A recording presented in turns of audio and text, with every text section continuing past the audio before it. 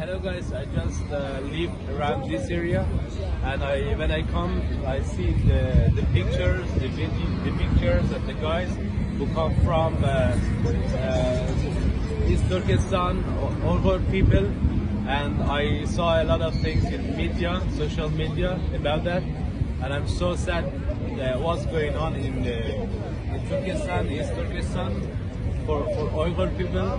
I'm so sad about that, and I'm really disappointed what is the Chinese government they do with the Uyghur people.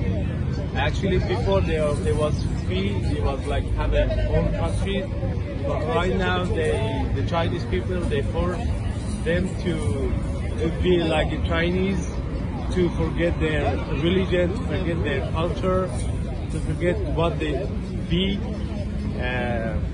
And I will try to learn more about Turkestan and about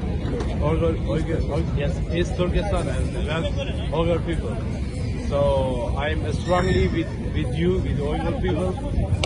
Thank you very much. Thank you so much. Thank you.